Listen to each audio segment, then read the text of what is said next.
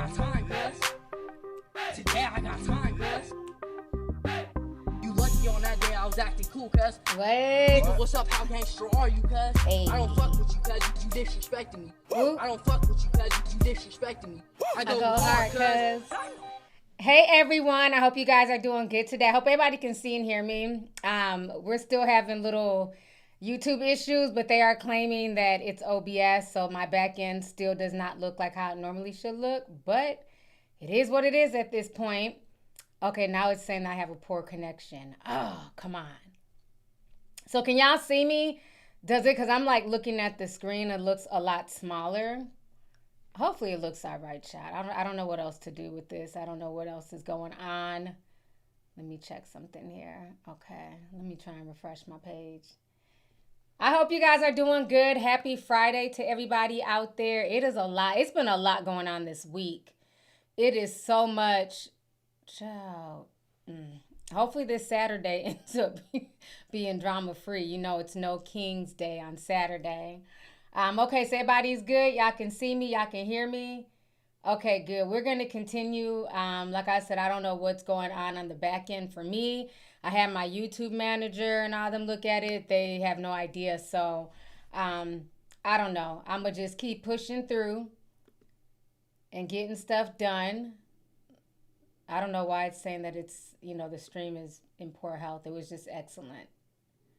But we're going to keep on trugging along. Thank y'all so much. I know I love orange is my new favorite color, child.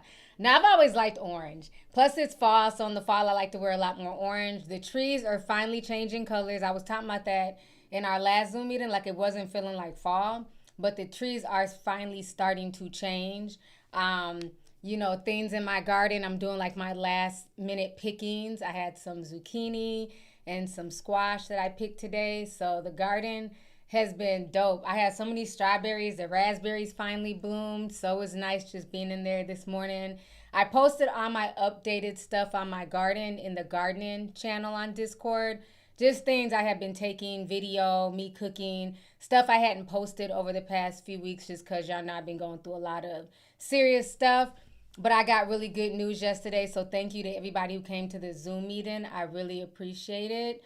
Again, just thank you guys for, you know, Discord, for all y'all's well wishes, prayers, you know, the fasting that we all had 2 weeks ago. I feel like it really made a difference. So, you know, thank y'all. I appreciate y'all very much. So, yeah, it's been a lot going on. Now, okay, what do I want to start with first? Because I got a lot of stuff I want to hit on, okay, outside of, you know, Victoria's struggles. I want to hit on a lot of stuff. Let's see here. Can I talk about this real quick before we get on to the Victoria's struggles? I want to talk about Mitch McConnell. Okay? I want to talk about why he just fell the way he fell after being asked the question. And part of me feels like he did it on purpose, but then part of me feels like he's old as dirt, so you know what I'm saying? But I also feel like at this point, when you're in your 80s and you're falling, because most 80-olds are not even allowed to drive, if we're being honest, why is he still in Congress able to make decisions that affect the rest of us? So if you guys have not seen the video, let's go ahead and watch it. I want to hit on that real quick. I mean, because I have it up. Let's watch that real quick. Let me pull this up here. Let's go to where's my YouTube?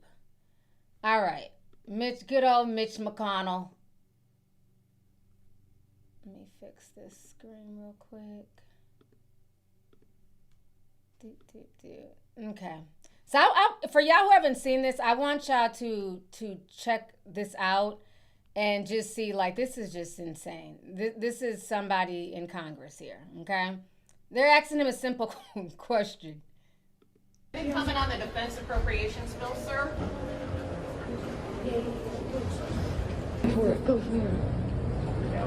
Excuse me, Senator.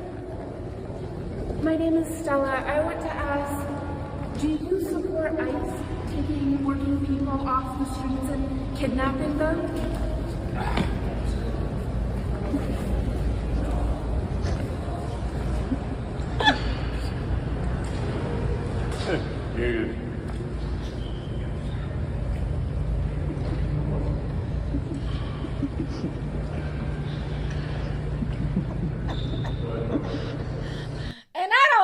like laughing at the elderly.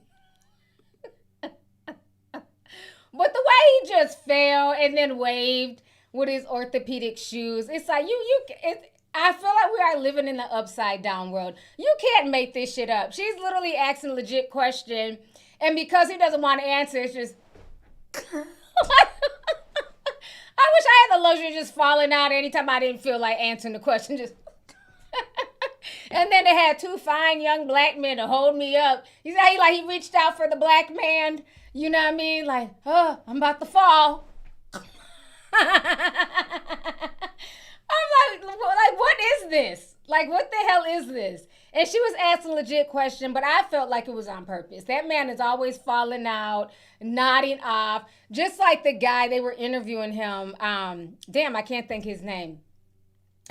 And he basically was saying in so many words that, Trump is going to be a dictator. He's taking over America. And he said the word, he was like, plateau something. He said the word, and then he realized that he said too much. If y'all can write that man's name in there, because I can't even think of his name.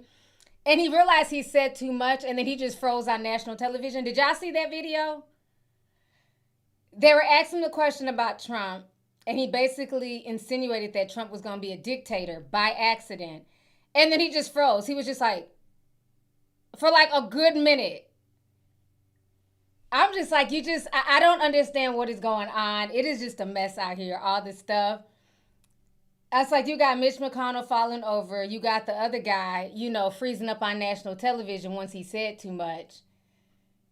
Stephen Miller, thank you guys. Y'all know the chat takes a while to come up. Y'all didn't see the Stephen Miller video? Let me see if I can find that real quick. When he just froze after saying too much.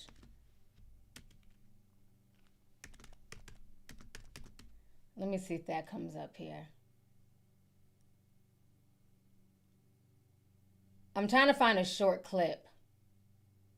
Here it is. Okay, let me pull this up. For y'all who didn't see this, this is what we're dealing with at this point in time. This is the world that we're living in. All right, so this is the one. It's a little short clip.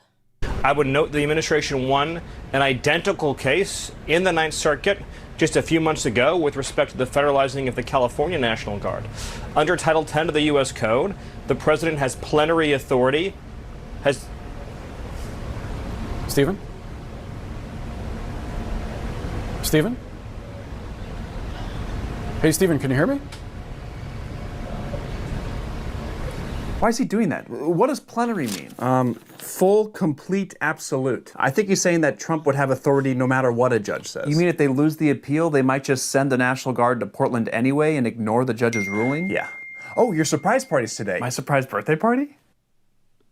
You can't make this stuff up, y'all. Did y'all see how long that man just sat there frozen like a popsicle? Just because he said too much? I really feel like we are living in like the upside down world at this point in time. I'm like, between Stephen Miller and Mitch McConnell, this is insane. This is insane. And then had the nerve to just sit there just frozen, just. And the guy's like, hey, can you hear me? Is everything okay? Can you hear me? And he's just like.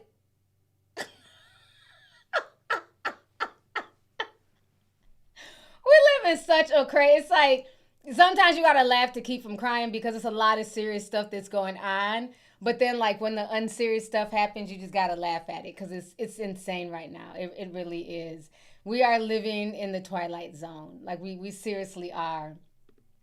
Right. Nene says, Stephen, do you know we can see you?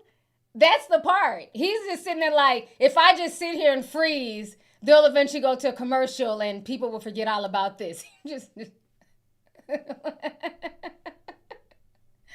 I'm like, oh gosh, not two things in literally less than a week. So I wanted to like touch on those really quick just because I was just watching that Mitch McConnell video again and just I needed a good laugh, okay? So let's talk about Victoria's Secrets, aka Victoria's Struggles, okay? So a lot of people are praising Victoria's Secrets for them being inclusive and including a lot of black models this year, beautiful black models, I might add. Angel Reese literally stole the show. Now, I don't know, because you guys know I do comment on the Shade Room. I don't know if you guys happen to run across my comment on the Shade Room a few months ago. It was like a random photo shoot or something Angel Reese was doing, and I commented. And I said, Angel Reese needs to model. I said this months ago. I said, she needs to model. Her height, her face, and she's obviously not into basketball like she once was. She's getting way more endorsements, way more attention, you know what I'm saying, podcasting and doing celebrity stuff than she is basketball, okay? Her layups are not layupping. She's not that good anymore in basketball as far as I'm concerned. But I said that as a model, she needs to model. I think she's just drop dead gorgeous. And so I found it very interesting that she was booked for the Victoria's Secrets to be one of the angels. And I love that for her. I love that for her because her body was everything, okay? But I also have to keep it real. And I also, when I say this, this is nothing against Angel Reese, Sunny Lee, because I love Sunny Lee as well. She's the Hmong Olympian here from St. Paul. She also walked the runway. Let me just show y'all just some pictures, and we'll look at videos and stuff like that. Angel Reese ate. She ate and left no crumbs. Matter of fact, one of the modeling, walking people that teaches models how to walk, he came out of retirement just to work with Angel Reese, because if you've seen Angel Reese in heels before, she's not the best walker in heels. That is because Angel Reese is naturally tall. She's 6 foot tall, and she plays basketball. So she spent most of her life in sneakers, right? So when you would see her walking in heels, she was more awkward, and she knew that. So she went and got the best of the best to help her train for this walk, for her debut as a Victoria's Secret's angel. So props to her for doing that. Because when I tell you, she walked like a Tyra Banks. She killed it, okay? Let me just, I have so many screens up. Forgive me. Okay. So let me pull this up here. So a lot of people are giving it praise. Black women at the Victoria's Secrets 2025. And you had, a lot of models here. You know, the Sudanese, the super dark, the Ethiopians, African Americans. You know, they all ate. They all did a good job. Let's watch some of the TikToks here, too. Let me pull that up here, because I have some TikToks of Angel Reese. Some of it I have to mute just because the music. So I might have to mute some stuff. Hold on. All right, so she wrote on Twitter, she says, that walk is so nasty, I thought a hoe said something. I said, I know that's right, girl. Let's watch her walk.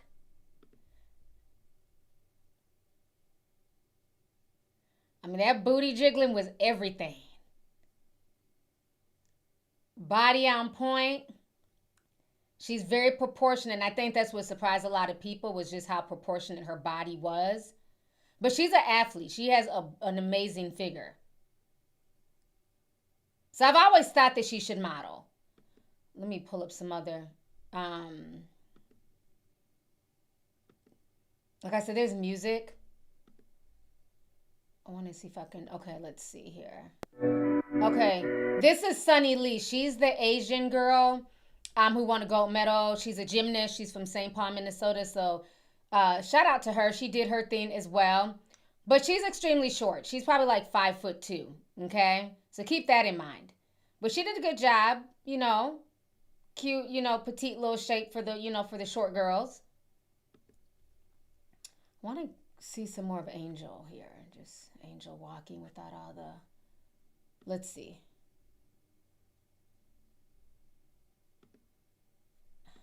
TikTok be bugging like, bruh.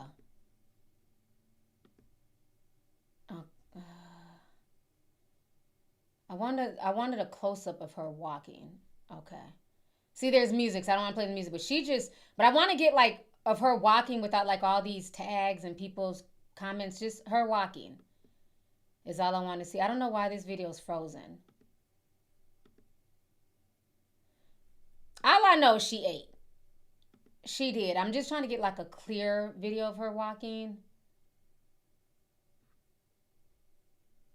without like stuff being tagged in there.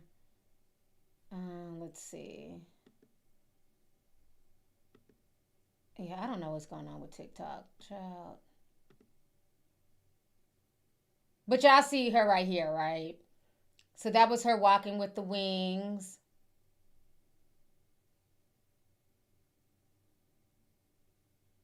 She looks drop dead gorgeous. Okay, this is this outfit. This outfit ate. Make sure y'all can see. That outfit ate. Her second look, I loved it. Here's some more of it.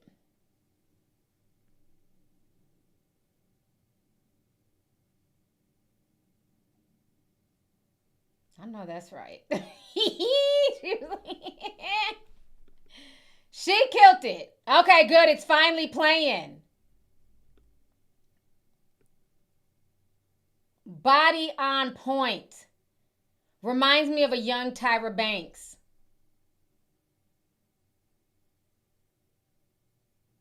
She looks the fuck good. Okay? But I've always known that. Even before her walking this runway, I've always known she had a beautiful shape and, you know, that she could model. And I'm glad she got the help that she needed to, like, you know, master her walk. But I have to be honest. I see too much props going towards Victoria's Secrets. I will support anything that Angel Reese does, Sunny, the Olympian, and the other black models who walk the runway. Like if they want to sell, you know, lotion and body products, I'll have no problem supporting. Makeup line, no problem supporting. But I will not go out and buy anything from Victoria's Secrets. Victoria's Secrets does not get any props from me for this because let's keep it real. Victoria's Secrets is struggling to rebrand. And like I've always said, the money is not moneying. A lot of these companies are losing major money. A lot of these companies are finally realizing that, you know, black people, shorter people, people of color, Asians, they would like fair representation.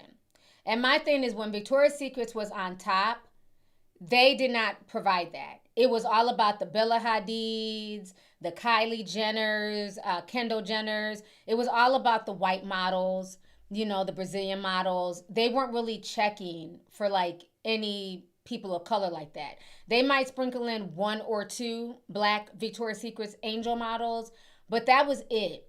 So when I see an overabundance of black models, like, come on, they even had the pregnant model, Joan. They had her up there. I'm sorry, not Joan, Jasmine Tukes. They had her up there. And this was the first time that they had a fully pregnant model walking the Victoria's Secrets runway. Usually, like I know Heidi Klum walked it one time, but she was like 3 months pregnant. Nobody has ever walked the Victoria's Secrets runway fully pregnant. And she looked really cute. She did. Let me pull it up on here. So you can see there.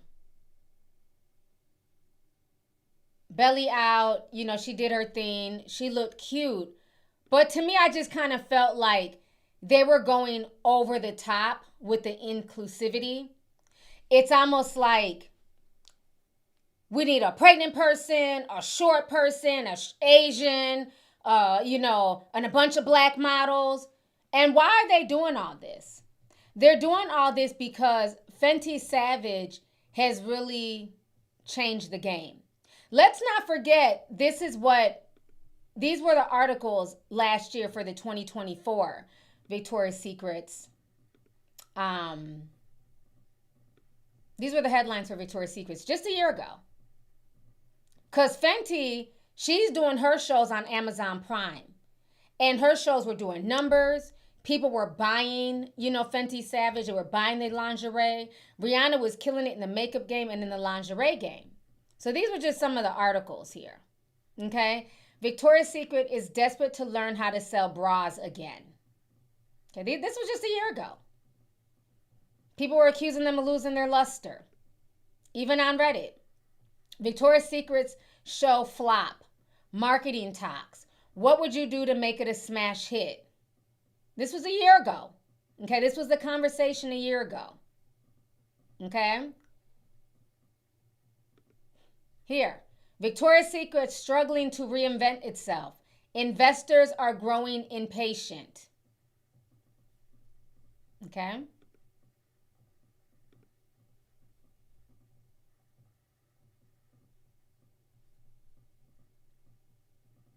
So what did Victoria's Secrets do? This is why I'm not going to give them a bunch of props. Okay? Again, this is no shade towards any of the black women who walked. No shade towards Angel Reese or Sunny, because I think they all did an amazing job. But this is why I would not buy any Victoria's Secrets, and I would not give them props just because they went the diversity route and they try to hit all and check all the boxes. Because this is what they did to Rihanna, a black woman. Okay? Victoria's Secret hires former CEO of Rihanna's Fenty Savage for $18 million. This was August 19th of 2024. Okay? And unfortunately, a lot of our people have a short memory and short attention span. They did this to knock Rihanna's Fenty Savage down a notch. They went and hired her former CEO for $18 million to get the secrets, to get the secret sauce. Okay? Yes, like somebody says, Gary said that's Rihanna's secret. Okay, I'm going to be calling them Victoria's Struggles and Rihanna's Secret. That's what they did, you guys. They went the DEI route by hiring a bunch of black models, Angel Reese, because she's a very popular influencer now, an Olympian, and a pregnant model. Because as we all know, Rihanna is very inclusive. Okay? So this is not me hating. This is not me throwing shade at any of the girls. Like I said, everybody did a good job. Everybody ate. Everybody looked good. But it bothers me that now black media, BT, everybody's giving Victoria's Secrets all of this props, like for their diversity and for them, bringing on more black women. And it's like, excuse me, Rihanna Ben did this. Matter of fact, they went and hired Rihanna's former CEO for $18 million to get the secret sauce. Even the music that they were using was very urban, very poppy. Okay? It felt like a Fenty fashion show. Now they're having plus size models. Let's go to TMZ. They had a lot of models there, but they made sure to emphasize. Now all the white models though, outside of which is the big thick one that was on there. Let's see if I have her picture. Is it Ashley Graham? Let me Google real quick. Yeah, Ashley Graham, Victoria's Secrets. She was the only plus size white model. Pull her up here. Okay. They kept it mainly with there was another black one too. There was another plus size black model too. Don't get me wrong, but she was the only plus size white model. They made sure all the white models were tall and thin and blonde. There's some brunettes. They made sure the white models looked away. Let me pull this up here. Okay. So this is Ashley Graham. And again, Ashley Graham is a beautiful woman. She looked good. Body was on point, but I believe she was only the white plus size model. These were more the white models here. Candace Swain-Pole. See her ribs. She looks good. Emily Ratajkowski, I always mess up her name. She's been a Victoria's Secret model for years. Okay. Missy Elliott performed. It was very urban this year. Bahati. Okay. Alex. Very thin, blonde. This was the pregnant DEI hire. She looked good though, I'm not gonna lie. She looked very pretty. I liked this little nude look with the nude wings. This is Candace here, and this look, this was really cute. Angel Reese, okay. Bella Hadid in the red, and Bella Hadid looks good here. Barbie Ferreira, you could consider her plus size. She's lost some weight. She's from that show I used to watch, Euphoria. She's lost some weight. She looked cute. Amelia Gray. This is cute.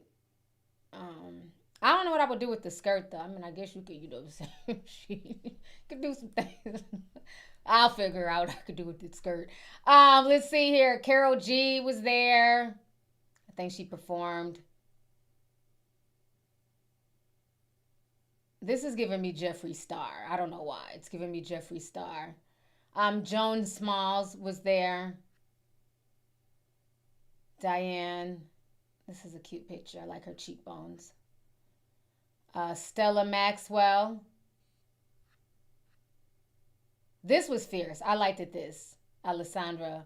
This was really dope. That was fierce. Sunny Lee. Okay. She's about 5'2".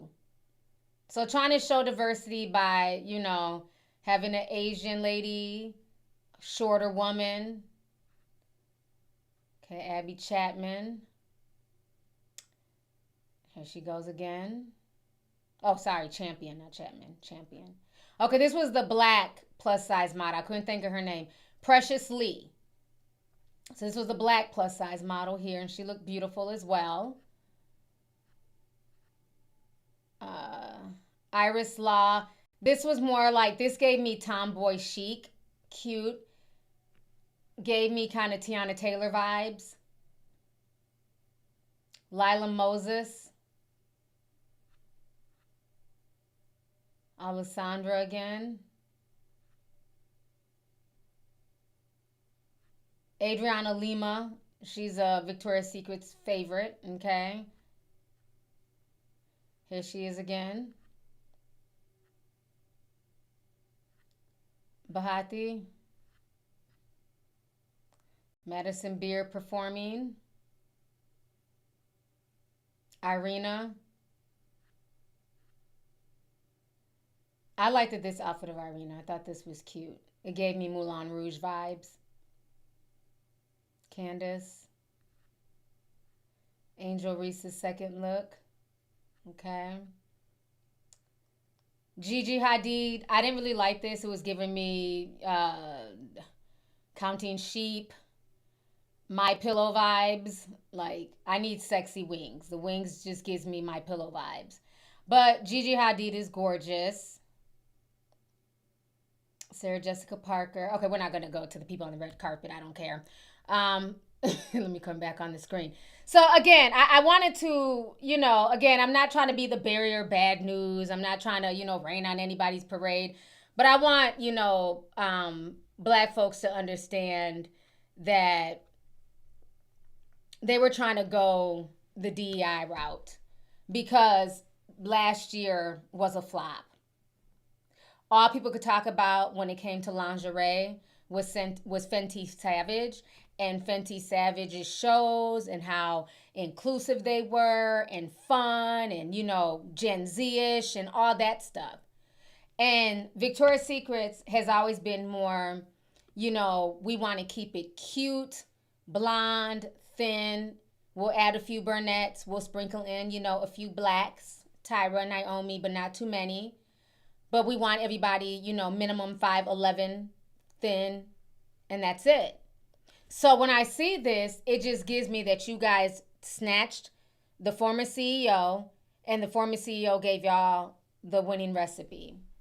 So I'm impressed by the ladies and what they did, but I'm not impressed by Victoria's Secrets. So for me, I'm still not going to buy any of your lingerie. Not that I just, wear a lot of lingerie any damn ways. Keep it real. But, you know what I'm saying?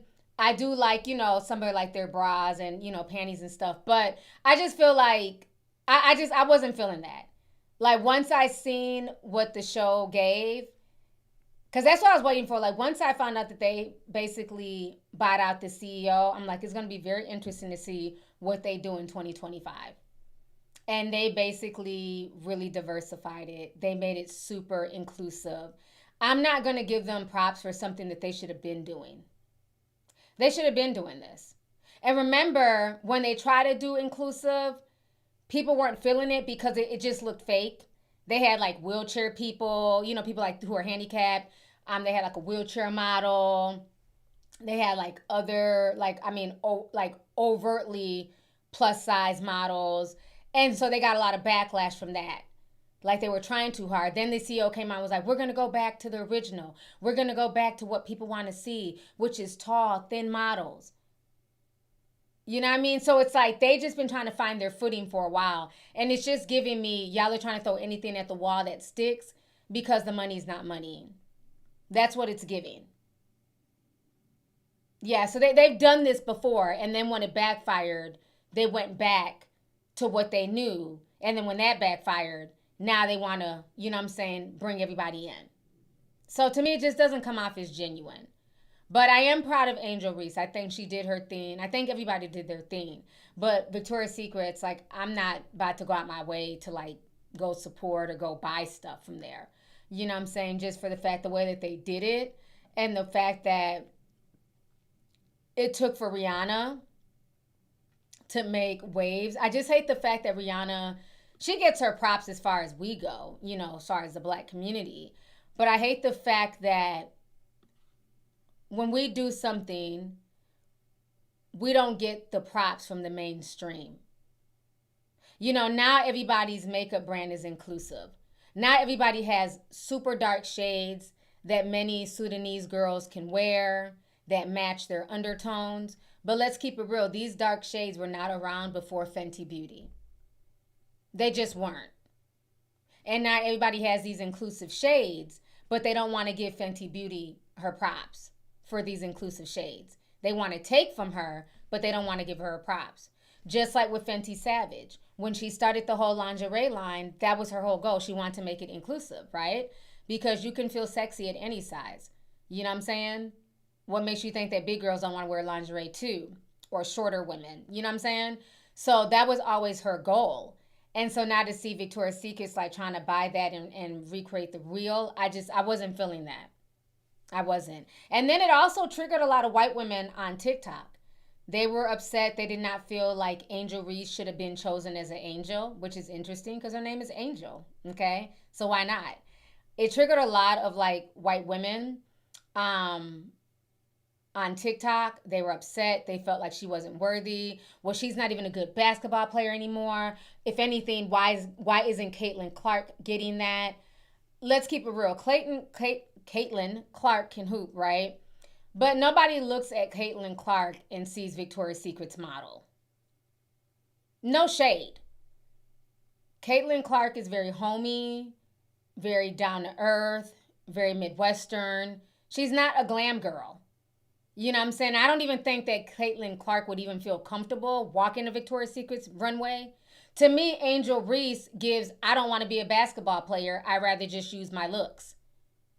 She gives very glam, very upscale, very I know how to use my sexuality. I don't get that when I look at Caitlin Clark. Caitlin gives me, I'm just here to dribble and play ball, which is amazing. That's what we want to see her do. So I don't understand how people are mad at her not getting that opportunity. I don't see Caitlin Clark out here doing makeup ads and hair ads. And you know what I'm saying? Like I can see her selling shit for Nike. I can see her selling me the latest sneaker. I don't see her selling me lingerie. And that's okay. Everybody doesn't move with their sexuality first.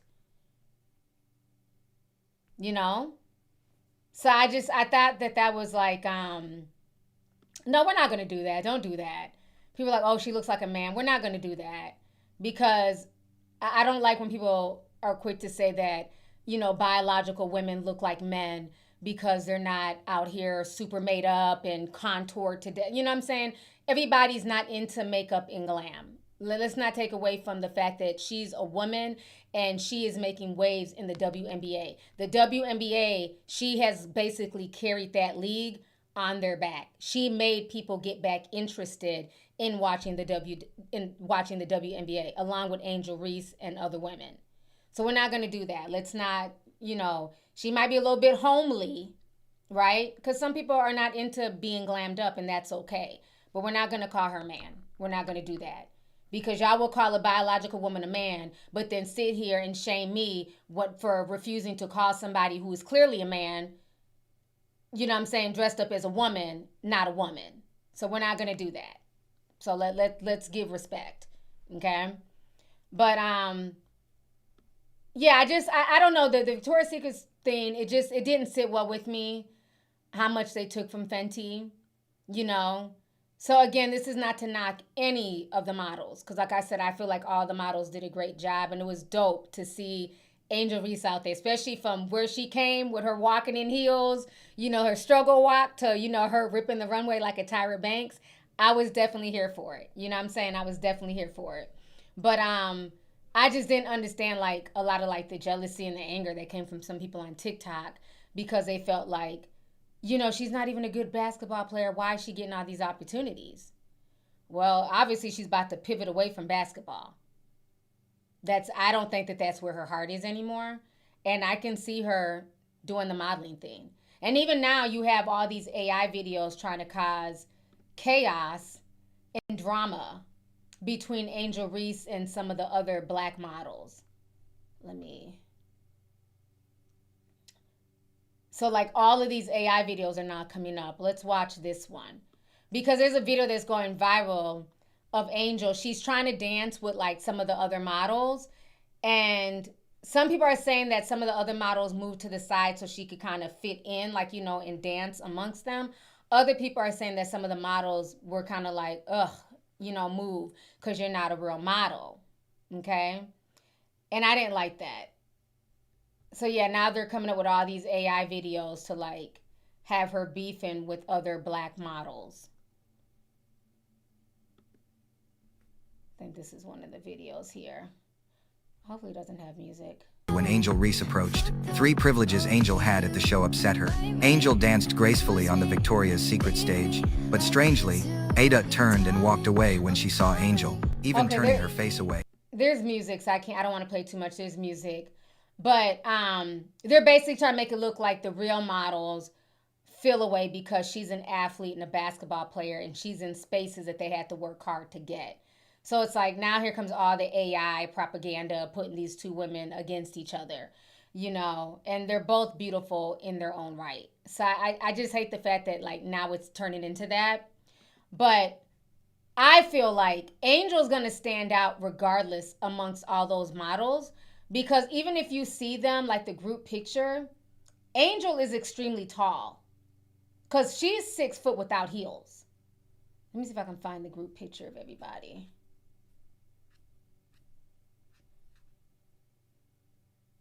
This one has somebody's hand in the way. Well, this is the closest one I can find. I don't feel like Googling. Let me pull this up here. So this is one of the group pictures from TMZ. You can see this is Angel Reese right here. She's at least like several inches above the tallest Victoria's Secret model. Because in heels, she's probably about 6'4", 6'5" in these heels. So she's going to stand out regardless.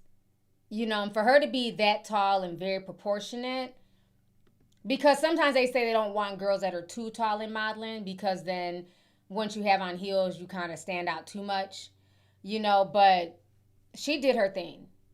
She did her thing. Oh, she's 6'3". Oh, wow. Okay. So that means that, okay, so she's 6'3". I thought she was 6 foot. Okay, so she's 6'3" without heels. In them heels, she's probably closer to like 6'7". Yeah, Angel Reese is tall. So she was definitely towering over all the girls. So I think that's why she was kind of moving around the stage in the way that she was moving, just to like kind of go around and dance and stuff like that, not to be like in just one location, because she is very tall. But yeah, that's how I was thinking. She had to be like at least 6 something, over 6'5" in those heels.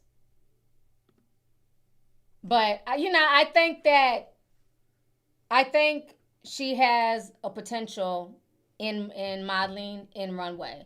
If she keeps it up, I can see her doing more shows. I can see her walking for Dior and, I don't want to say Balenciaga because we all know their controversy. But I can see her walking for a lot more houses, Chanel and things like that. I can definitely see it for her. I can see her being competition for a lot of these girls. But again, like I said, I'm just not going to give Victoria's Secrets props because, again, they're only trying to diversify and bring in all these women to help their bottom line. So that's how I feel about that. Look, somebody said the height got y'all in shambles. Yeah, I think I would assume that she'd be about between 6'5" and 6'7" in heels if she's 6'3", depending on how high the heels are. But she looked damn good. Now somebody says T. Angel loves basketball. She's actually working with a trainer now. Her first love is basketball. I mean, I don't doubt that she loves basketball, but she's definitely taking on other opportunities. And I feel like with just like the controversy that she's always in with basketball, even what she said about her teammates, that kind of landed her in hot water. I think for her, even though she does like basketball, I think she's going to take advantage of these other opportunities. And it makes sense to. One, she's getting paid for it. And one, it's a lot less strenuous. She's not having to put wear and tear on her body running up and down the court.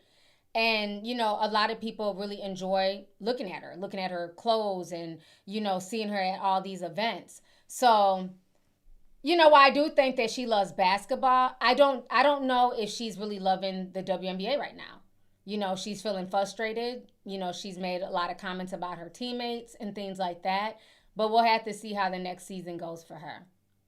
But I can see her eventually leaving and just, doing modeling and entertainment stuff. I can definitely see that. Somebody said just like Shiloh Sanders.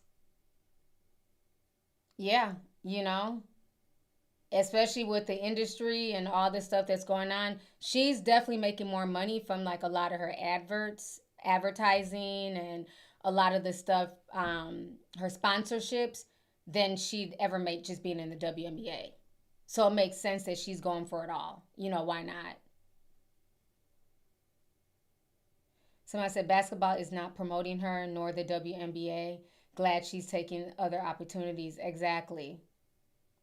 Yeah. She definitely is. She's taking advantage of all the opportunities coming her way. Even her last name, Reese. And she's on the Reese's peanut butter cereal. She got to deal with them. So it's like, it just makes sense. Like, why not? And again, that is her natural body, her natural build. So, why not take advantage of modeling? Just like, a lot of people said, like with Kylie, a lot of that was the fact that, her mom hooked her up. It's nepotism. Yes, trust me, there's definitely some nepotism there. Not Kylie, excuse me, with Kendall. But at the end of the day, she still has the proportions to model. We can't just throw that out the window. Kendall is tall. She's thin. You know what I'm saying? She actually has the proportions. So it made sense that she would get into modeling. But she just got into there a little bit easier because of who her name, her name and who her family is. But also with Angel Reese, she has the proportions. So it makes sense. Why not take advantage of that?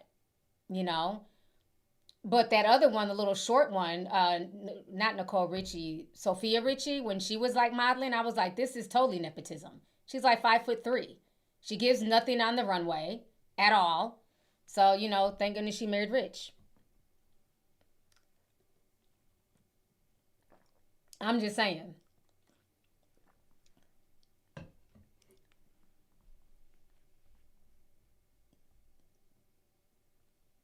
Somebody says Fenty should hire Angel Reese next. I wonder, I don't know, maybe they might. But I don't know if she's in some type of contract with Victoria's Secrets. I'm not sure, but I would love to see her walk the Fenty show too, because she killed this. She definitely killed this. So let me go ahead and read some of these super chats here. Let's see. Since all my screens are elsewhere. Don't tell me it's not showing up. Okay. Nicole Lively says, talk about a tease. Savage will always be that girl. Fenty fashion shows are even more entertaining. Exactly. I definitely agree. So it's not showing me let me try and refresh because it's not even showing me my other super chats. So let me refresh and see if it comes up. Okay, here it is.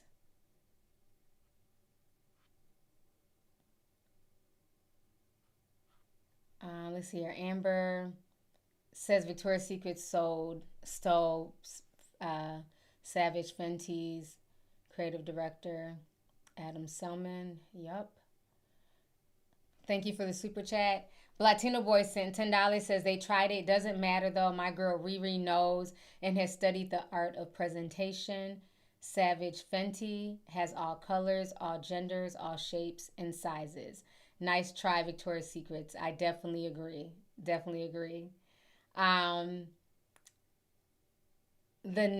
Nickel Asia sent 2 says they even had their first K-pop group perform. Yeah, they were pulling out all the stops. They really were.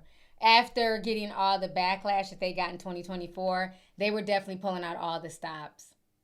So thank you for the super chat. Wavy Tay sent $19.99 says, hey auntie, it's your favorite soldier checking in. I'm currently on a mission and I thank God you are alive because I was getting bored and irritated. LOL. Also, what are your opinions on Gaza and Israel peace plan? What's up, tea sippers? Wavy, take care of yourself. Stay safe. I know a lot of people are getting deployed. It's a lot going on. As far as the whole peace thing, I think it's good. But I'm just going to sit back and watch and see if this is really going to be what they're saying.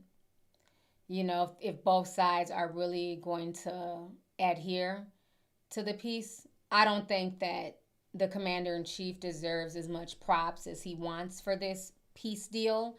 But I'm going to see if Israel is actually going to stick to what they're saying. I know Hamas has been giving back captives and stuff like that. Hopefully, you know, for the people who don't want to have anything to do with this war, that they just, you know what I'm saying, follow through with this so-called peace deal. But it's going to be interesting to see, you know. My thing is what's going to happen next, because Gaza has been ruined. The place is unlivable. So where do we go from here next? You know, it's like, okay, it's a peace deal, no more fighting, no more bombing, but these people still have to figure out what next. Their homes are rubble. Is Israel going to send, you know what I'm saying, people there to help clean up the mess? Or is it just, okay, we're done killing y'all. Good luck. Y'all pick up the pieces now. So that's my thing. What's going to happen next with these people? There's no infrastructure. Hospitals, schools, all of that is gone. Nowhere to grow food. So what happens? You know? Somebody said they're already violating it. I've been hearing that it's been violated. But I don't know.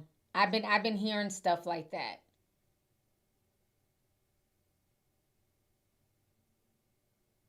Israel broke it the same day. It's sad. And I really think the only reason why Israel was willing to come to the table and even meet to talk about this and this, you know, do the so-called peace deal is because they are getting so much backlash globally. Globally, a lot of people are not fooling with Israel. A lot of countries are not fooling with Israel. And in America, even the right, the MAGA supporters, they are backing up off of Israel and AIPAC. So I think because now they're starting to see the writing on the wall with a lot of people that once supported them, even the Charlie Kirk text messages that came out that Candace Owens put out there, it showed that he was trying to backing up off of Israel. So I think that they were willing to come to the table and do this because right now their reputation is shit. It really is, globally. So that's what I think about that.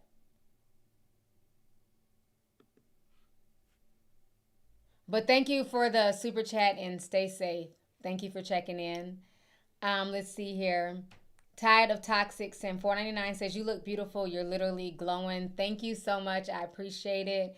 Thank you. I feel good. Like I've gotten good news as of late. So I'm definitely feeling a lot better than I've been feeling in weeks. So thank you so much. I appreciate it.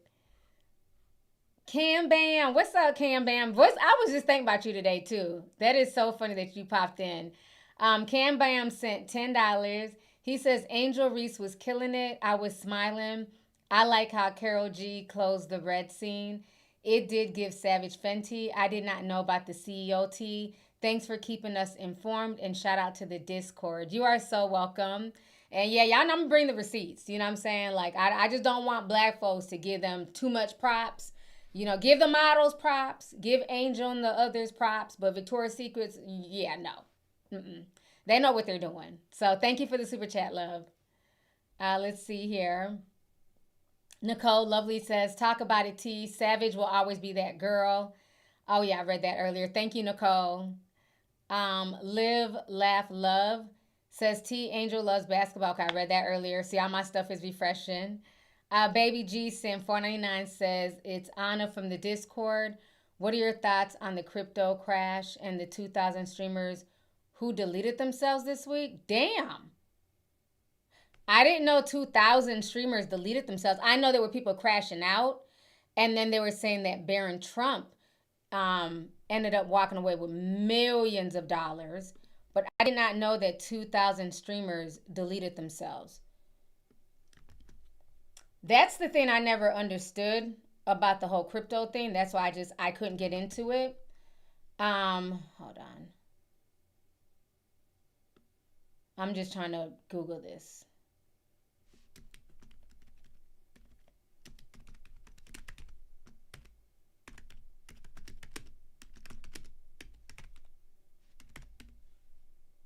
See what come up. Crypto trader dies by S-word amid the market crash. Ukraine, there's been that many. There's a Ukrainian one. Self-inflicted. I don't see where it's saying 2,000, but there's definitely, they're talking about this Ukrainian one. The 32-year-old crypto investor and blogger was found dead on Saturday. Let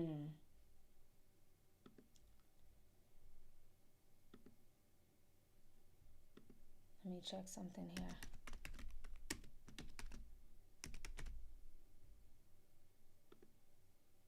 I know a lot of streamers were like crashing out. I do know that.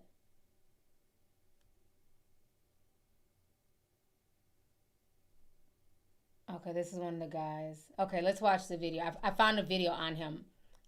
Okay, so let me say this before I play the video.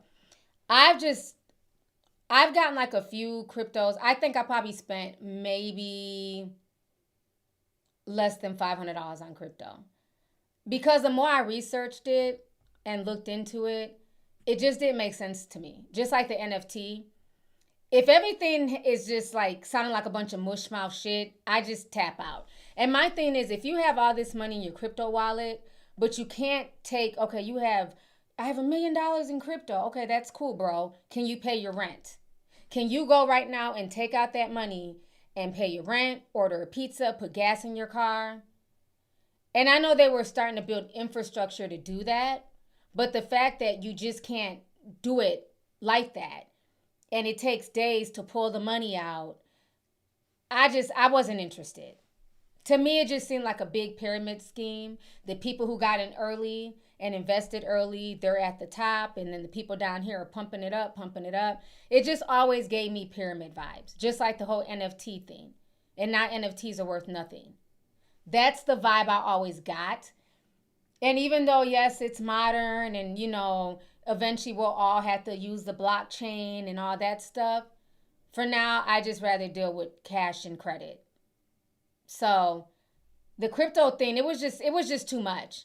And trust me, I'm one of those people, I like to research. I go down rabbit holes.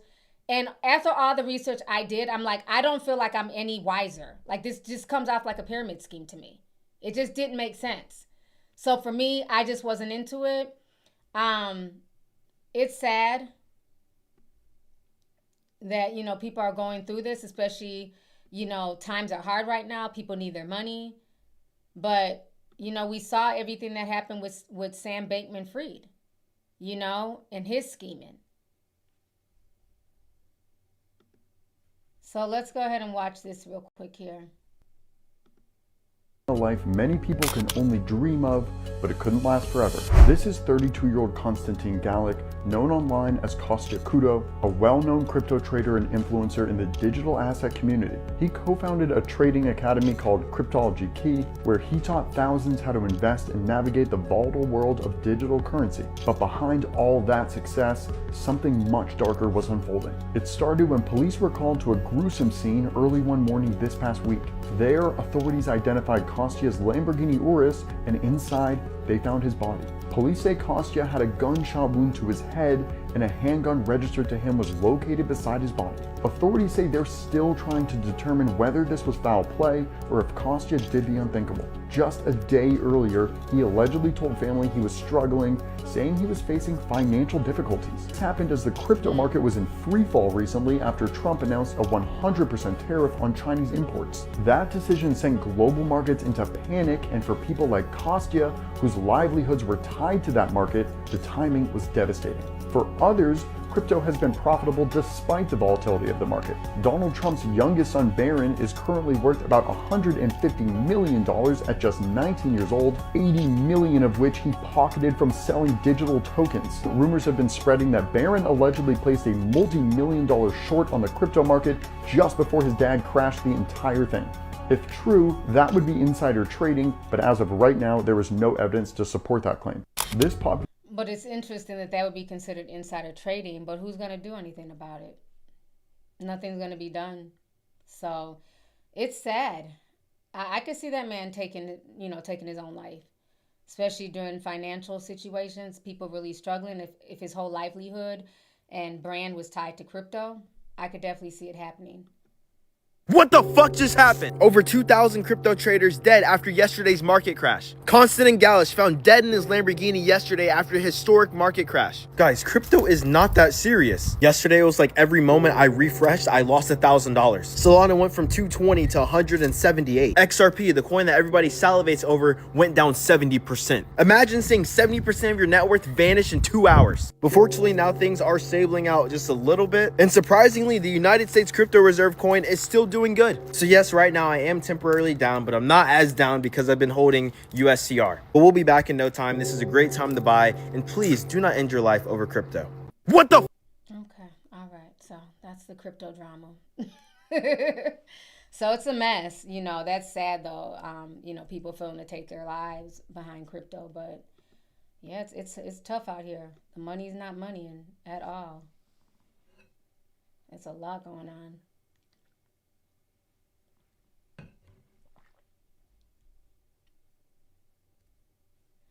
So now let's go ahead and get to the next topic here that I had. Stephen A. Smith. We have to talk about this situation with Stephen A. Smith. So Stephen A. Smith has been catching a lot of flack lately because he caught himself going in on Jasmine Crockett, basically saying that, she's doing too much. He doesn't like the way that she talks about Trump. And so it caused a lot of controversy. Willie D., Roland Martin, D.L. Hughley, they all went in on Stephen A. Smith, and a lot of people were dragging him on TikTok. And so the other day, he was, I don't know if he's trying to get into politics. A lot of people saying that he should run for something. He was talking about the shutdown. He was trying to be the voice of reason. But let's go back to the controversy that he was under 3 days ago. So we're going to start with that, and then we'll go to his latest videos that's going viral. Let me go ahead and pull that up here.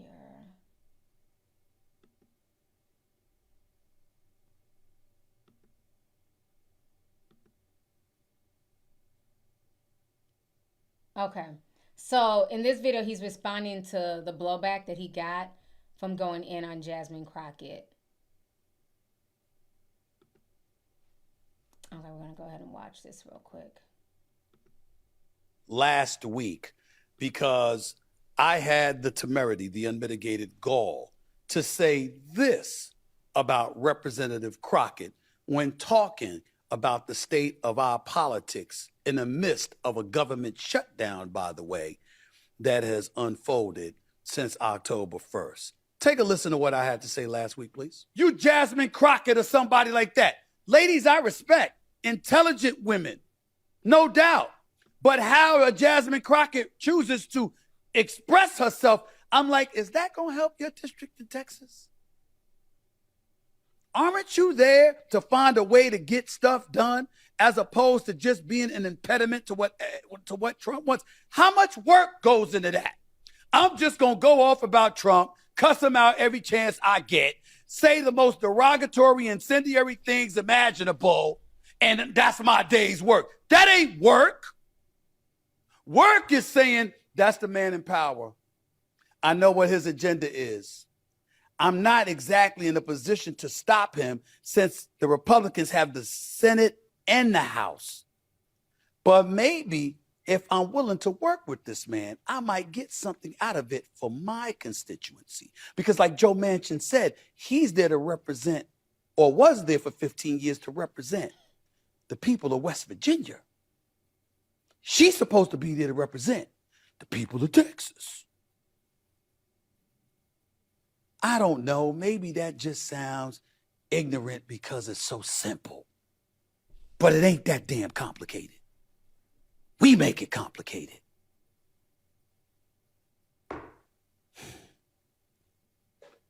Damn, it's frustrating.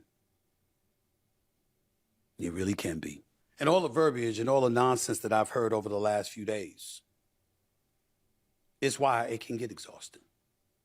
Because nothing frustrates me more than when people have the truth at their disposal and they choose, maybe not lie, maybe not even embellish, but allow their emotions to usurp facts and all of a sudden want to use that as an excuse to label me as being something and doing something I'm neither not nor have I done, which in this case is disrespecting Representative Crockett out of Texas, who, by the way, has had an invite to this show for weeks, by the way.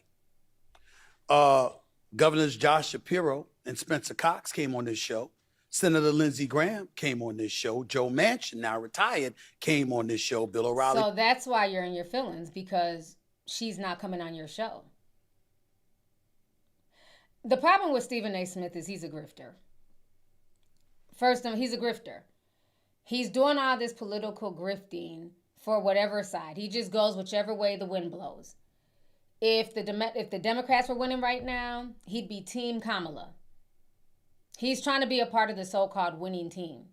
So he got drugged. I'm talking about by all the black commentators, D.L. Hughley. He was drugged up and down. So that's why he's trying to, defend himself now.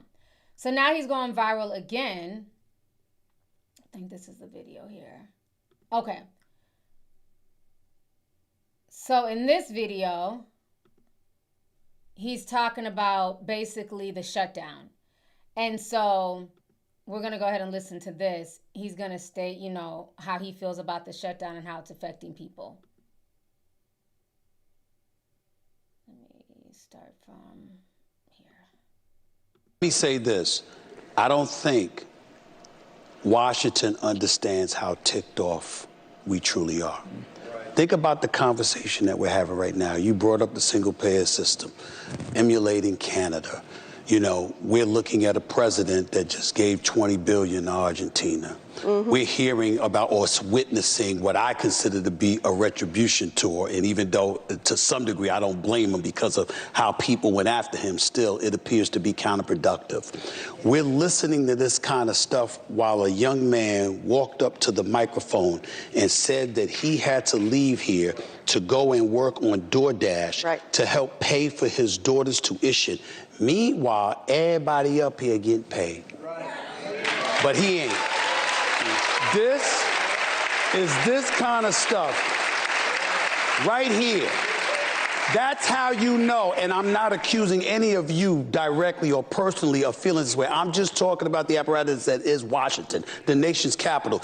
This is why you have so many Americans, excuse my language, so pissed off at Washington, because somehow, some way, you get to have these conversations, engage in specific elements of it to talk about what we need to do to get things better.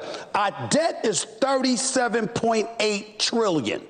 Somehow, some way, the taxpayer's been paying this, been throwing money, because we all look at our check, and it's been going to the government. And somehow, some way, you're supposed to be doing something constructive and productive enough to make sure that we don't have that kind of deficit. It isn't happening.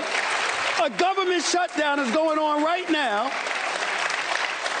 A man has to work on DoorDash when he's really an air traffic controller that we applauded. And we're up here talking about how much some money is going to cost. And the only person that don't have a check coming is him. You know what I'm going to do? I'm going to take a break. He's such a drama. Shut the hell up. He's such a drama queen. My issue with this, right? Let me come back on the screen. So, you know, he goes viral for walking off on the stage. And dummy, you're not saying anything different than what Jasmine Crockett and everybody else has been saying. See, now he's trying to act like he's speaking for the common man because of all the backlash he got for going at Jasmine Crockett. This is all the stuff that she has been saying. All the things that regular people have been saying about the shutdown. So you're not saying any, you know, great message, wrong messenger. He only did this to basically get people off his back to be like, oh, Stephen A. Smith said some real deep stuff and he's right. But you're knocking a woman who's actually there in Congress, fighting for people, you know, being the voice of people who are being affected by the shutdown. It's like, I'm just over the dramatics. He really does. He needs to go back to just doing sports commentary or something, because his dramatics are just such bullshit. You're being dramatic. You're leaving the stage. I swore he was going to say, well, let me go ahead and take care of that brother right now. Let me go ahead and cut that brother a check. I'm getting off the stage. I'm out. Oh, I thought you was going to go on your pocketbook since you're getting all this money. Again, it's getting ugly. It really is. And I don't see this shutdown ending anytime soon. You know, everybody's hoping by at least November it'll be over. But I can see them going even further. And it's going to be interesting to see what ends up happening this weekend with this whole No Kings protest that's about to go on around the country. Because that might be a catalyst for them to make this go on even longer, to punish people.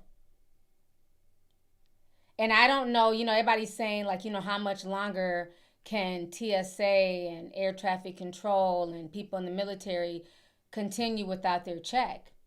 I don't think it's about how much longer. I think they can't. A lot of people have been living paycheck to paycheck.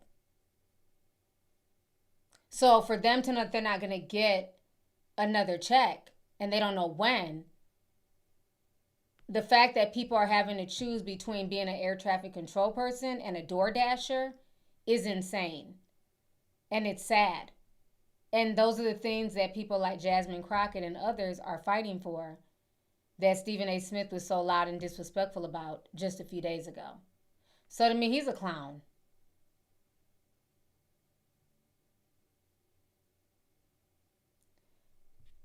Yeah, somebody said, and he got, hold on. Neek says, and he had the nerve to call Jasmine Crockett extra. Exactly.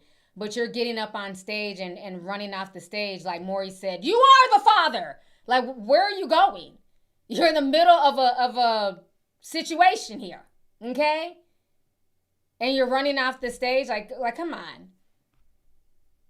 The stuff this man does for attention is ridiculous.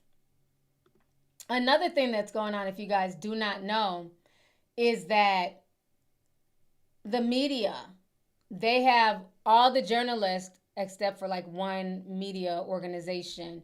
They basically left the Pentagon press house because of these new rules that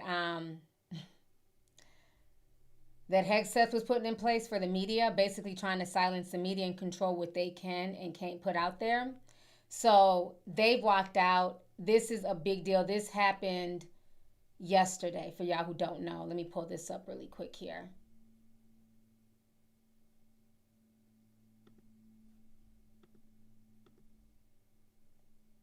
Why did dozens of journalists leave the Pentagon? Wednesday's mass walkout took place after at least 30 news outlets refused to sign new rules from Defense Secretary Pete Hegseth. Under the new restrictions, journalists could have their press passes revoked for publishing information not cleared by the Pentagon, even unclassified details. Still, major news organizations say they'll continue in-depth coverage of the military despite the new restrictions. Why did dozens of journalists leave the Pentagon? It was moving day at the Pentagon today, but it wasn't a happy one for reporters. Reporters, dozens of them, turned in their access badges and moved out of the Pentagon rather than agree to new restrictions on how they work imposed by Defense Secretary Pete Hegseth. The Pentagon wanted them to sign off on new rules that would subject them to being thrown out of the building just for reporting on things that the Defense Secretary had not approved previously. Journalists from outlets. And on top of that, they could go to jail. They could also face jail time. So it is getting real. Even Fox News correspondents walked out. So this is not just, the left. Left media walked out, and so did the right media as well. So it is getting crazy, the stuff that's going on.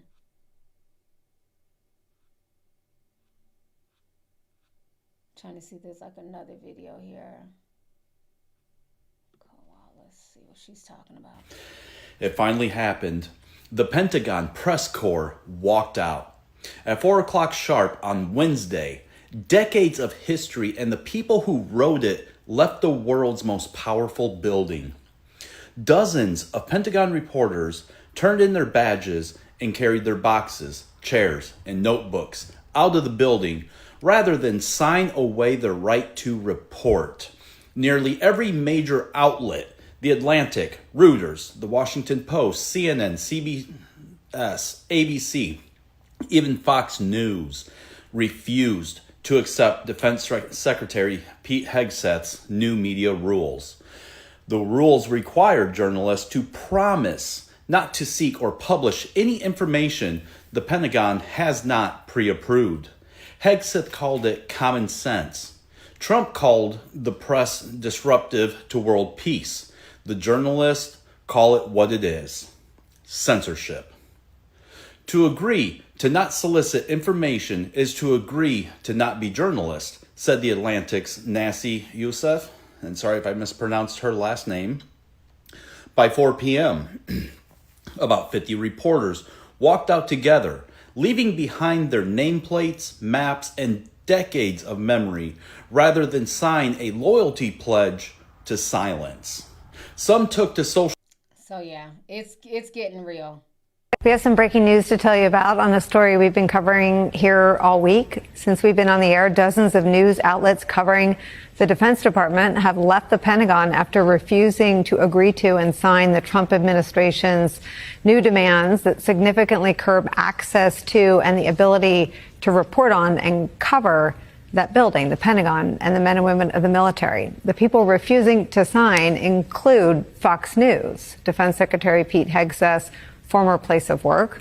A Pentagon reporter from the AFP posted this photo of journalists on the steps of the Pentagon after handing in their badges that gave them access to the building.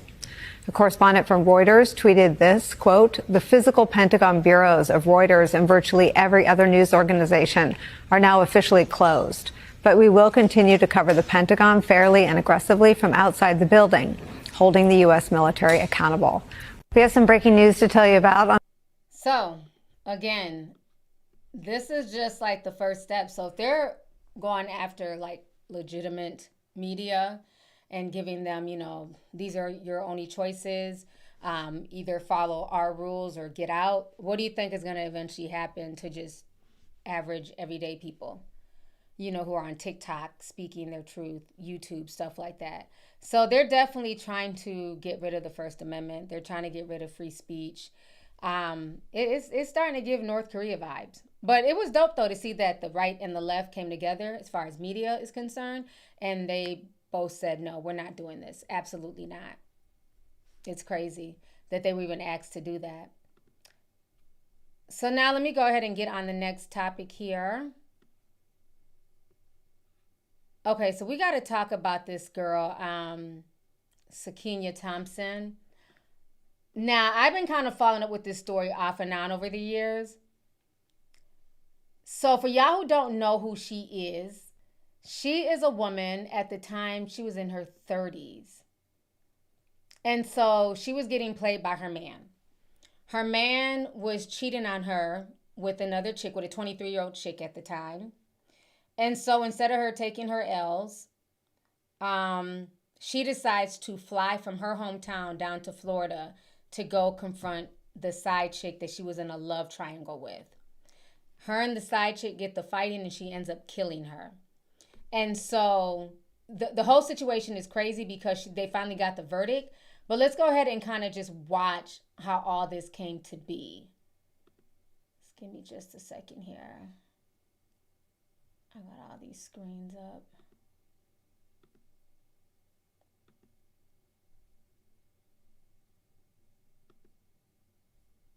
Okay, let me share this screen, then I'll play the video.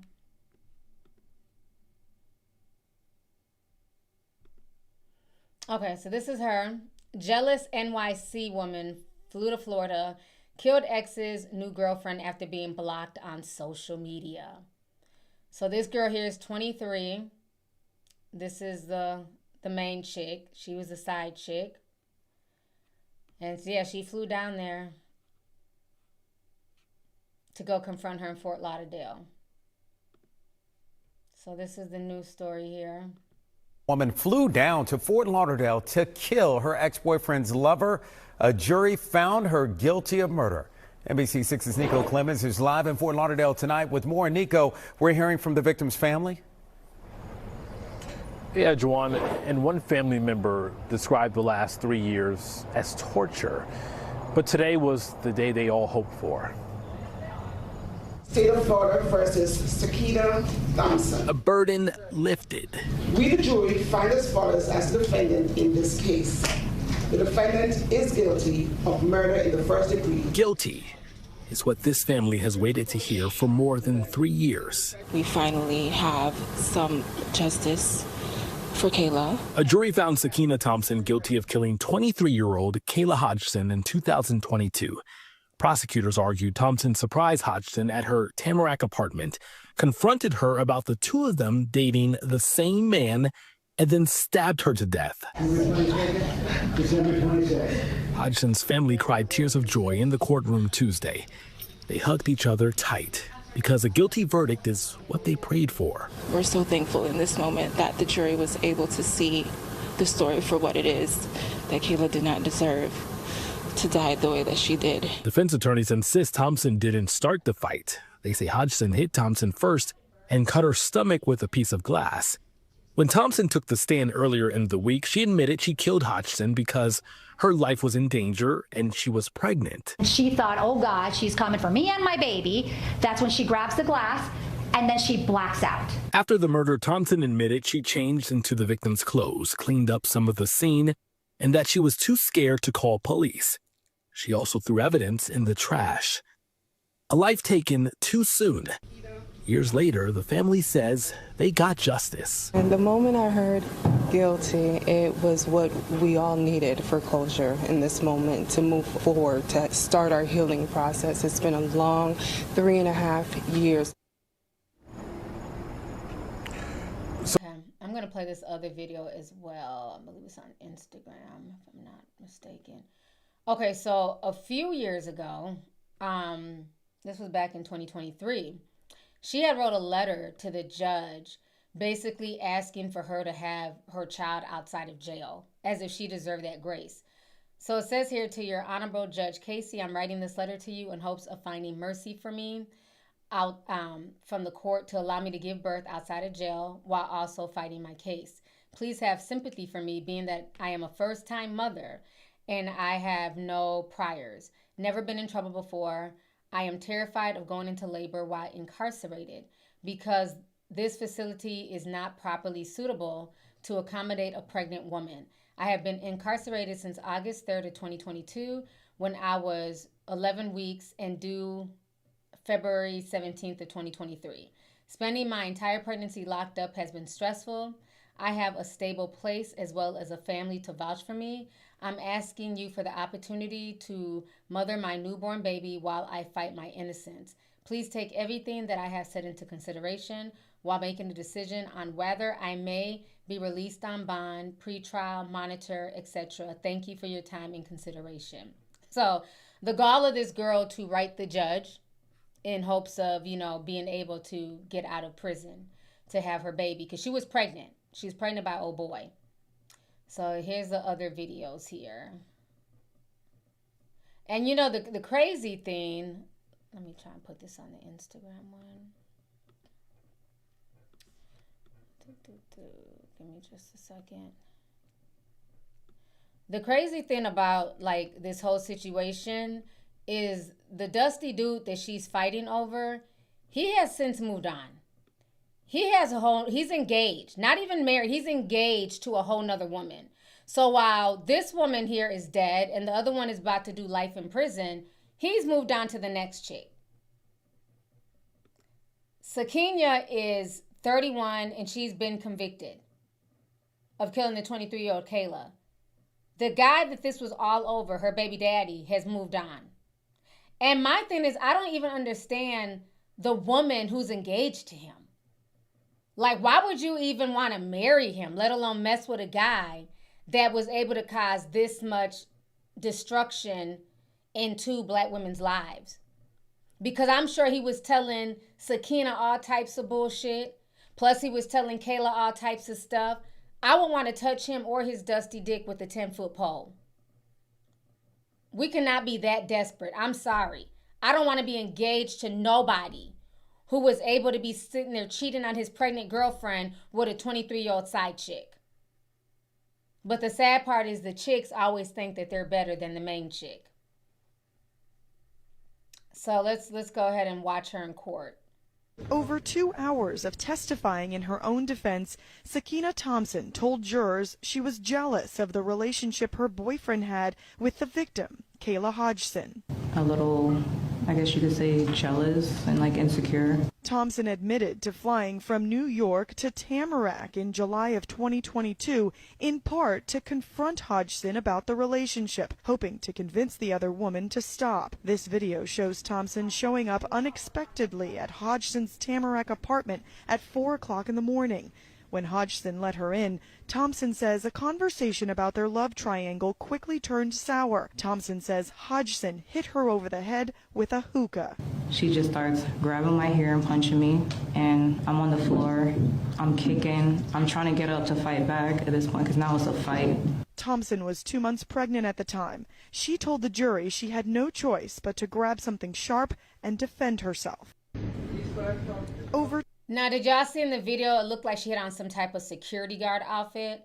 That's why they feel, and I feel like it was definitely premeditated. You didn't show up. First of all, who shows up to somebody's house at 4 a.m.? Let's start there. You're showing up to somebody's house at 4 o'clock in the morning. She knew if she showed up just dressed regular, most likely that young girl would not have let her in. But she came in dressed like a security guard. Hence why, you know, you're hitting her door up at 4 o'clock in the morning. She's probably thinking it's some type of emergency in the apartment complex. And that's why Kayla let her in.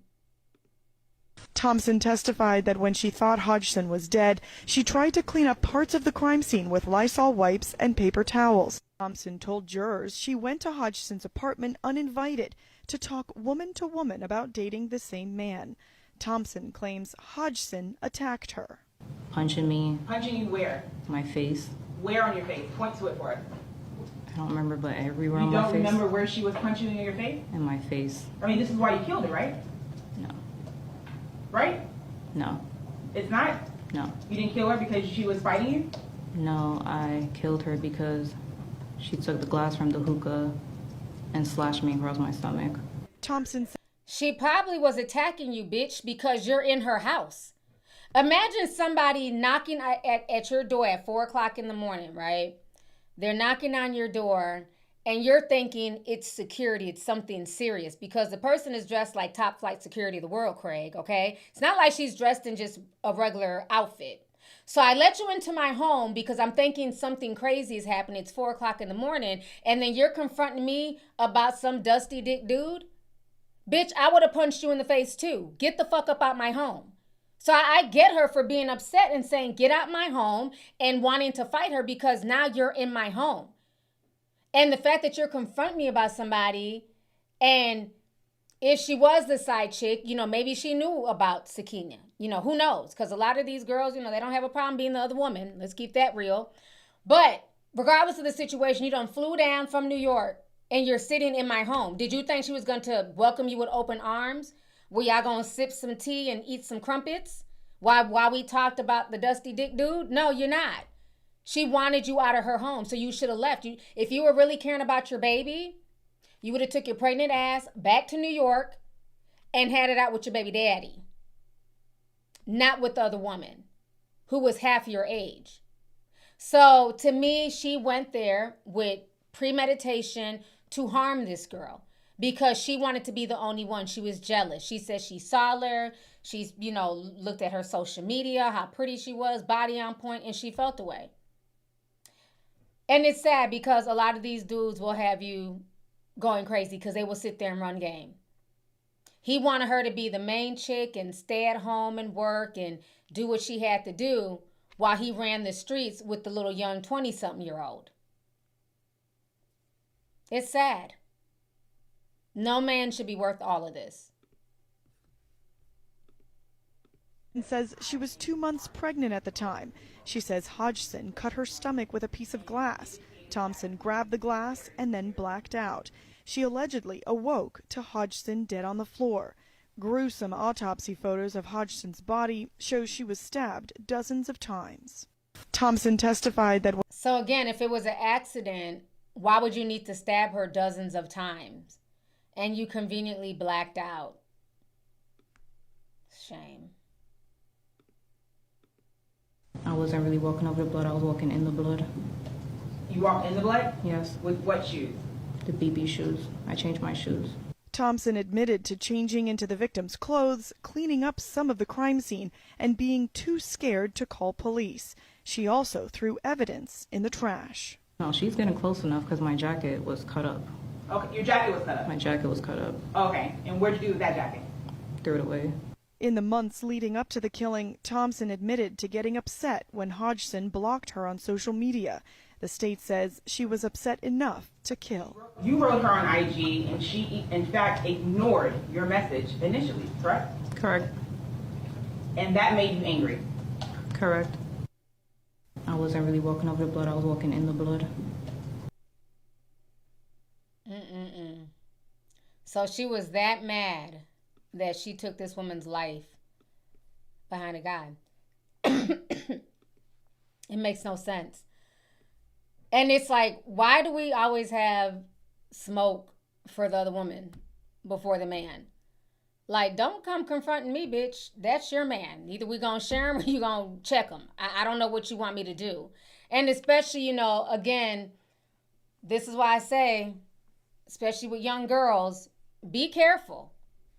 You know, be careful trying to feed into this side chick culture and, you know, I'm trying to get a bag and, you know, we can both share them. Like, you know, I know a lot of rappers like to hype up that lifestyle. But sometimes the main chick could be bad shit crazy like this one. So you have to be careful when you're stepping into somebody's relationship. I think as women, we should have respect for each other's relationships. You know what I'm saying? But unfortunately, you know, we allow the men to do all this bullshit and play us against each other. But I can 100% vouch that he was running game on the main chick, the baby mama, and on the little young girl. Because she's young. So she's looking at it like she's getting money and, you know, whatever he was doing for her. Probably flying her out or he's flying down there. And then she's pissed.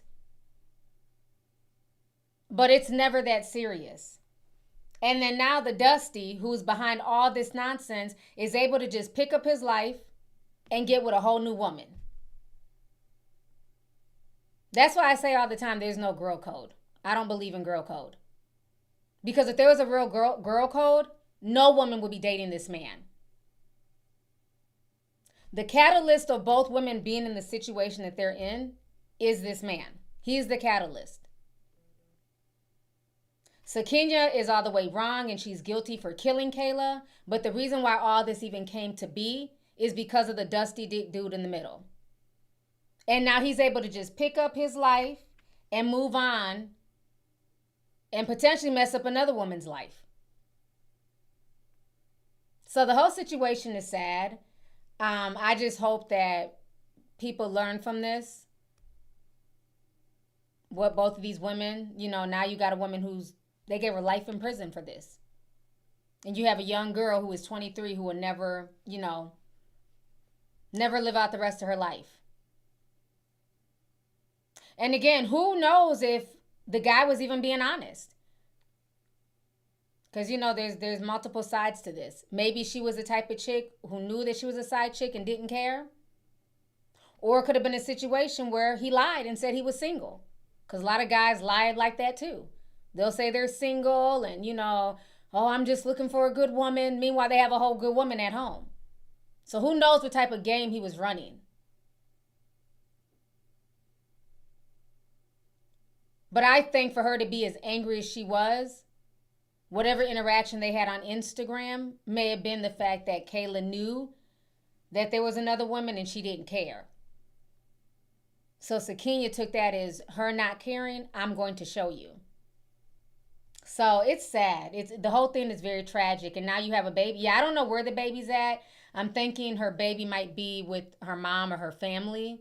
So now you have this poor daughter, this little girl who was born in 2023.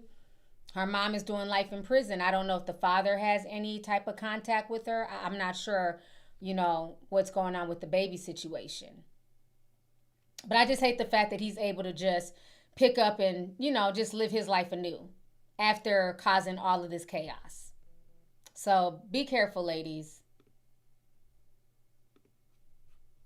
So now before I go, I've been on here how long? Let me see. Let me read this comment. Maddie Love sent $4.99. She says, my man gets you nowhere. Yeah. It's sad. But I'm glad that they gave her life in prison. I'm glad that she got time. She needed to get time. That was just evil. None of that was called for.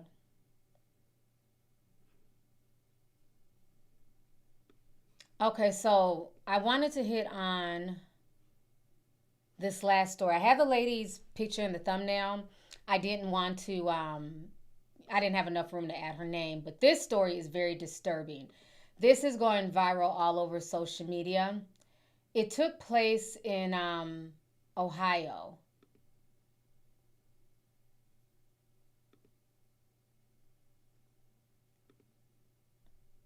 So this lady was on TikTok and she was talking about how her 5-year-old got out the house and somehow the 5-year-old was scalped, and beaten half to death. But what's even more disturbing is that the people who did this to the 5-year-old are, I believe, 9 and 10 years old. There are 2 other children. So she was telling her story because I guess the news media or whatever, the police weren't believing her. So once it went viral on TikTok, the mainstream media got on top of it. So now there's an update to the story because some people said that she was over-exaggerating, she was lying, but charges are now being filed. So I want to go ahead and talk about this. This is extremely disturbing. Trigger warning. This is sick and sad.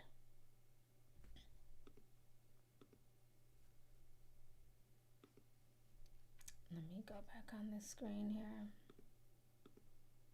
Okay.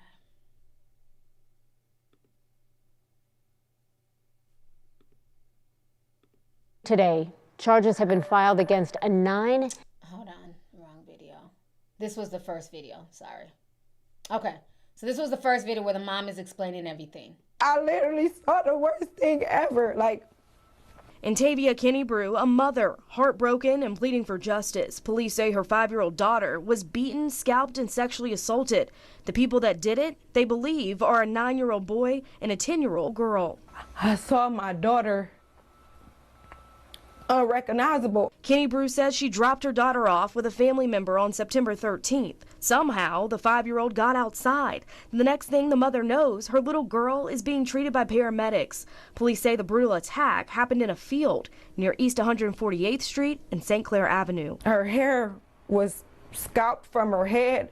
She had bruises and blood all over her body. Her eyes was filled with blood. Her lips and mouth was filled with blood. Her nails had dirt, debris of dirt stuck in it. 19 News spoke to Kenny Brew last week. Nearly a month after the attack, she's still wondering how and why this could have happened. The Cuyahoga County Prosecutor's Office charging the children with some adult-like crimes: attempted murder, rape, kidnapping, and strangulation.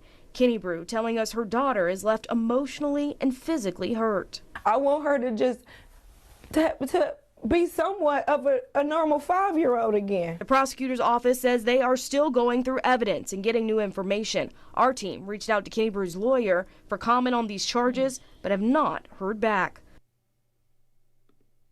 Okay, so this is the update here. I mean, this is just evil.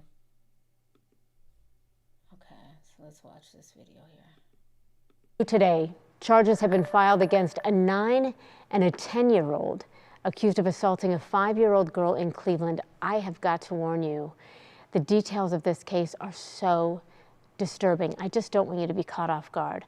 Amaya Ward joins us in the newsroom with details on how the legal process works when we're talking about suspects that are as young as these kids are. Amaya? Yeah, hey, Christy. Prosecutors filed charges today against a 10-year-old girl and a 9-year-old boy. The charges against them include attempted murder, rape, felonious assault, kidnapping, and strangulation. We're told the two will be summoned to juvenile court at a later date. There's no minimum age for prosecution in Ohio, but experts say cases involving kids under 12 are extremely rare. Instead of focusing on just punishment, the juvenile court will now have to look at competency, understanding, and rehabilitation, questions that are especially difficult when the defendants are still in elementary school. Legal professor Michael Benza says that's exactly why moving forward with charges like these can be so complex. Trying to prove what a 9-year-old even understands about their conduct, let alone what are they thinking about doing when they're doing this conduct, makes it very difficult to prosecute people this young. Benza says prosecutors will have to determine whether the children are competent to stand trial, meaning they understand what's happening in court and can help their lawyers. He calls this case an outlier, saying Ohio's laws weren't written with children this young in mind. He also notes this case will stay behind closed doors due to their age. We asked Benza if there's a chance the children's parents could face charges. We'll have his response coming up at 5. Yeah, very good question there. All right, Amaya, thank you. Well, listen, new today. Let me come back on the screen. So, that is the update, because I know there were people saying she's over-exaggerating, that couldn't have happened. And so now you see the 10 and the 9-year-old were charged. A lot of things bother me with this story. One, the mother left her 5-year-old daughter with family members. And somehow the 5-year-old got out. If you're there to babysit my child, how is my child getting out from your care? And the fact that the child was out long enough to run into these two demons and be assaulted and AR'd and all the stuff that happened to her is insane. So I'm going to have a lot of issues with the family for not doing their job because they were supposed to be watching the 5-year-old. Because what if the 5-year-old snuck out and then was kidnapped and nobody ever saw her again, right? 2, the fact that these kids are that young, where would they get something like that from? The fact that there's a young girl involved and a young boy, what is happening in their household? What is happening possibly in that neighborhood? For young kids to even know how to behave that way, to even know to R a small child, pull her hair out, damn near scalp her, beat her. And I think the problem is a lot of these children are being left to their own devices. If nothing is happening in their household or in that neighborhood, that means they have access to the internet. They have access to videos, to porn, to things that they should have no access to at the age of 9 and 10. Because what they did, what they performed on that 5-year-old is something that that's either being done to them or something they've witnessed either in their household or on the internet. That's not normal. That's not normal for a 9-year-old or a 10-year-old to even fathom doing something like that. Like they said, they don't even have laws on the books to address things like that. Because at the age of 9 and 10, you shouldn't even be sexual or thinking about sex. Puberty hasn't even hit yet. The only way that you're thinking about stuff like that is if you've been touched or you've been introduced to sexual things at an early age before your brain is mentally capable of handling it. So this entire situation is just disturbing. Yeah, tablet babies. People who are just giving their kids iPads as long as they're out of their hair and not bothering them, but you're not understanding what is popping up on these iPads. These kids are able to Google stuff and pull things up better than the parents. How many times have I just been on Twitter, literally typing up stuff, research, porn, hardcore porn. If I put in the word right now, little baby, because let's say he's trending for something, all types of porn comes up. It's insane. This is why you just can't give your kids a phone. You can't just give them an iPad. You have to have certain things, certain features in place because these kids are being exposed to really demonic things and now they're acting out on them. I feel horrible for that. How does the 5-year-old even process what happened to her? Somebody said Roblox is evil. Yeah, there's even a lot of stuff on Roblox that shouldn't be on there. Now, I don't have kids young enough to be on Roblox. I've heard about the horror stories and, friends of mine with smaller kids are on there. But I've heard that there's certain worlds or something like that they create on Roblox that are really dark and sinister. And then there's been adults caught on there trying to solicit children. So Roblox is a whole nother rabbit hole. I've never really gone too far down that rabbit hole just because my kids are a little bit older. But if I had younger children, I definitely would not want them to just be on Roblox unsupervised. Yeah, it's man. When I just heard that stuff, I'm like, this is insane. For that to be done by 2 other children, I felt so bad for the mother. The whole thing is just insane. At that point, who do you trust your child with? Even the people that you left your child with, they didn't do their job. It's insane. I'm going to read these last few super chats. I'm going to go ahead and get up out of here. That's all I have for today as far as stories and everything.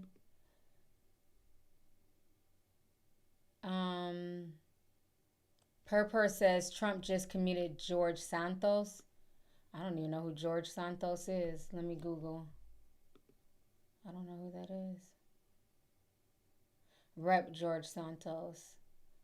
Oh, he's somebody who committed fraud. Interesting.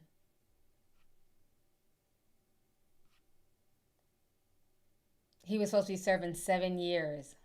Okay. He loves getting out, fraudsters. Let's see here. B Stroke Styling sent 5 says, "Hey T, I love the Discord.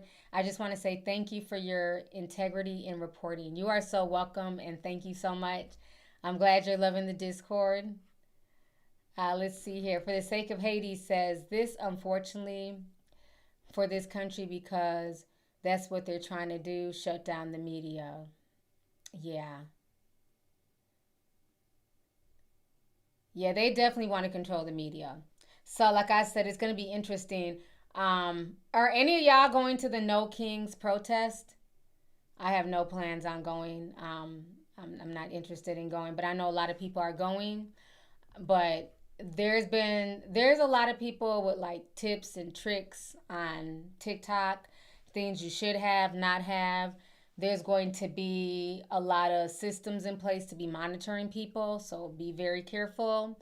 There are going to be things infiltrating people's cell phones and all types of stuff. So just be mindful if you're going to be out protesting. Make sure you're going there in peace, but understand that there may be agitators in the crowd as well. But they're saying that this No Kings protest is going to be twice as big as before.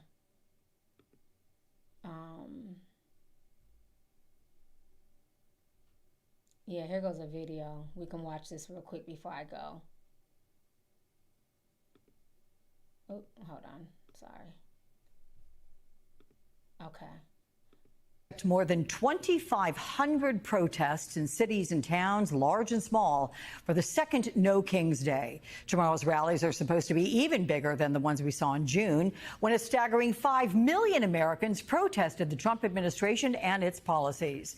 Joining me now is Ezra Levin, co-executive director of Indivisible, which is organizing No Kings Day, which is no small feat. My goodness.